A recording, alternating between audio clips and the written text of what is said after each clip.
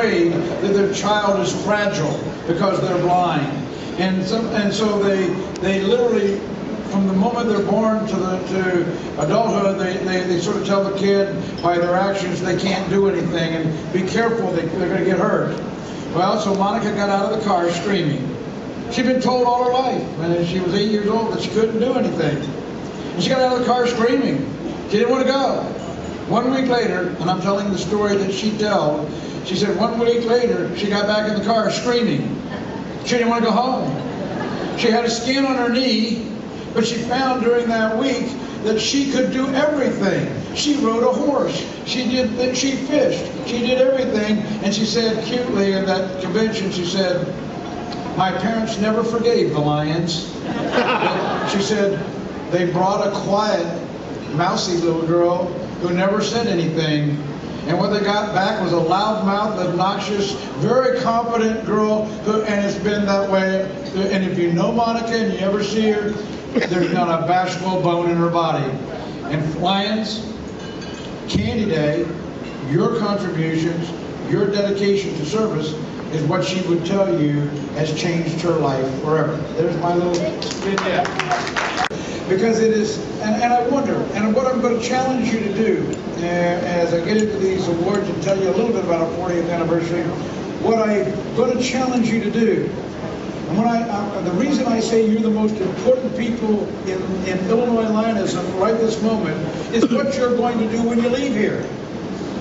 If you do nothing except go back to your clubs and it's business as usual, then you will have deflated the hopes that a lot of people have.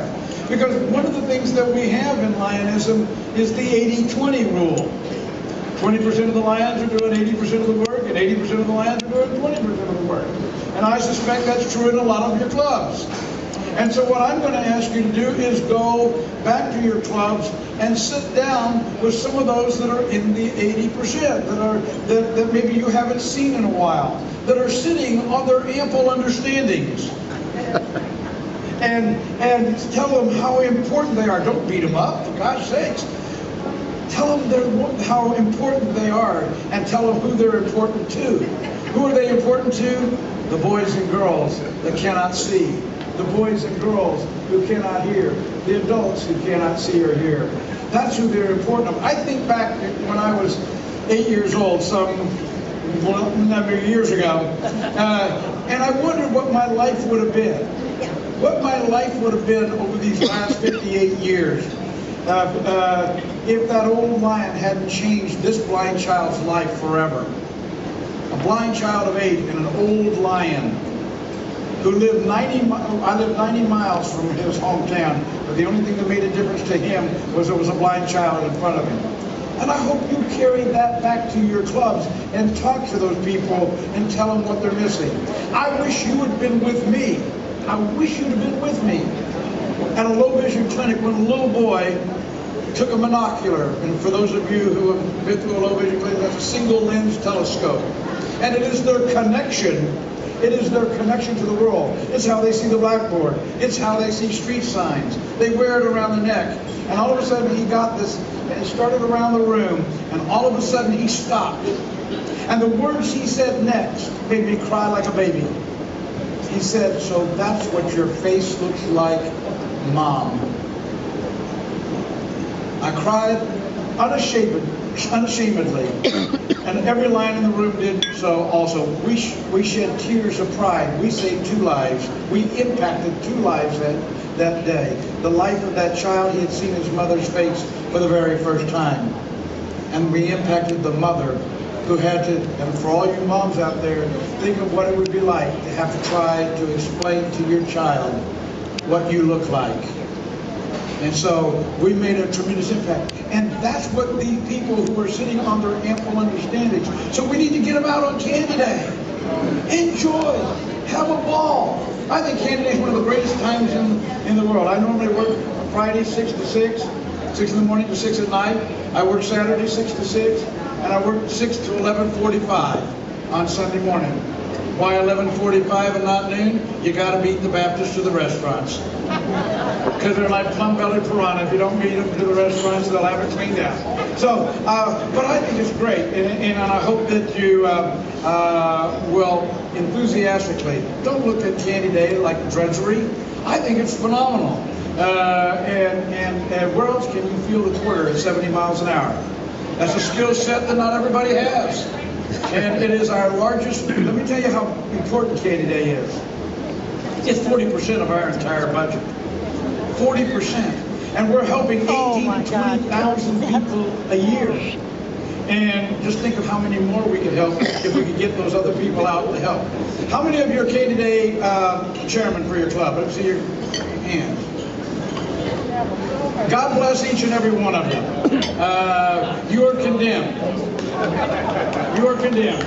Here's what's going to happen to you between now and Candy Day if it hasn't already happened. You're going to pass around your club a yellow pad of paper. Yellow is the preferred color. And that's called the Candy Day sign-up sheet. And it's going to go around your club and it's going to come back one of two ways. It's either going to come back with lots of voids and places that you need to fill, and then you're condemned to call the rest of your club and hope that the pictures you took at the last Christmas party is sufficient motivation for them to fill the blanks.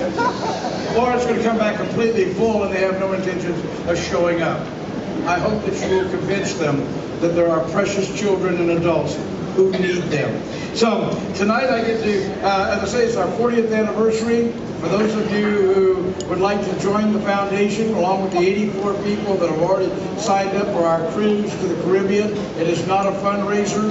We have 84 Lions, including the sitting international director and a couple of past international directors who are going on the cruise with us. And whatever goes on the cruise stays on the cruise.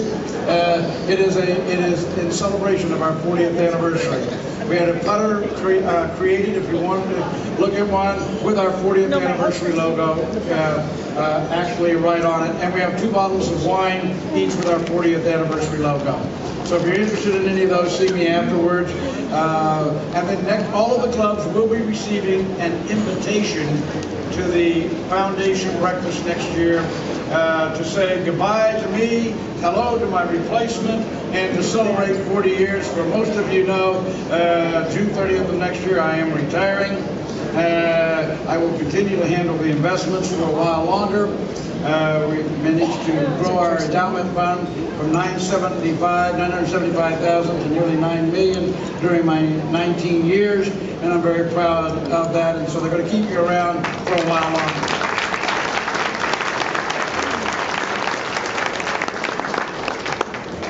Real quickly, these are recognition, first place for some of the fundraisers from last year in the small club category. First place in this district goes to the 1A Winchester Lions Club. Is anybody here from them? If they aren't, please come down and get it. Otherwise, I'll give it to the trustees in a minute. All right, in sweepstakes last year, 2012, the small club winner, first in your district, goes to the Cicero Lions Club. Everybody from Cicero. Westchester? Yeah.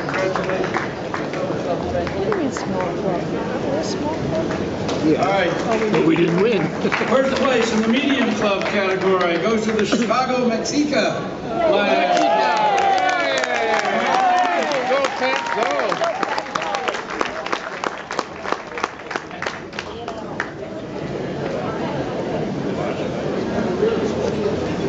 Cicero, thank you very much. First place in the large club division, 2012 for sweepstakes, goes to the Lansing Lions Club. Okay, they're coming down. I'm going to keep right on rolling. Last year's Candy Day. First place in the small club division goes to the LaGrange Highlands Lions Club.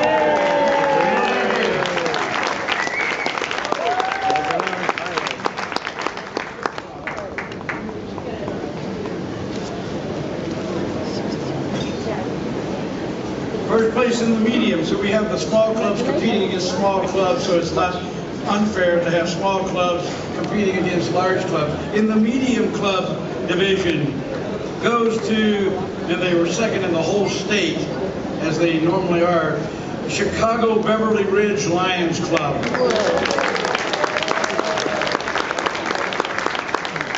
Every year they win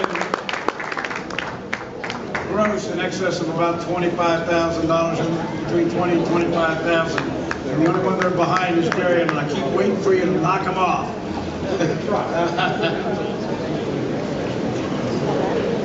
And in the large club division, first place goes to the Riverside.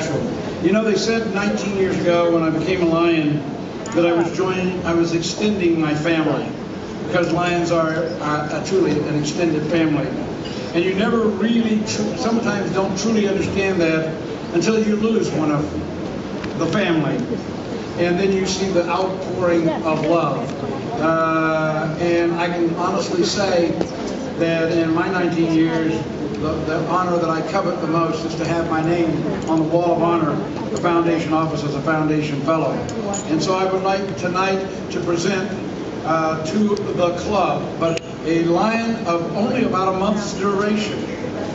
He was inducted into Lions. He became the president, I believe, of the club. His son was a Lion out of Champaign, Illinois, and is now a Lion in Wisconsin. And after only a month as a Lion and as president, he was inducted by your current governor, I believe. He passed away. And the funds that have come in to provide a posthumous foundation fellow is indicative of the love of one Lion or a group of Lions for another. The letter reads, by presenting you with the Lions of Illinois Foundation Fellow in his name. The funds will be put into the Lions of Illinois Endowment Fund. Only the earnings from the donation will be used to support our pro club, of which he was a member. Step forward.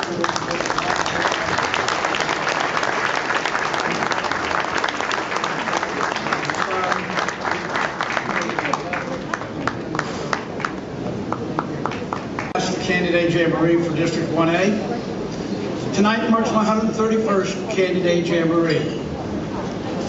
It hasn't bothered or affected me a bit. Now I think I've attended more Candidate Jamborees than any Lion in history. But I will tell you that the impact that the Lions of District 1A can have on the visually and hearing impaired. Speaking as a former blind child, I ask that God bless each and every one of you, and I hope that you will have the courage of Lions and go back to your clubs and have the greatest candidate in the history of District 1A. Thank you very, very much.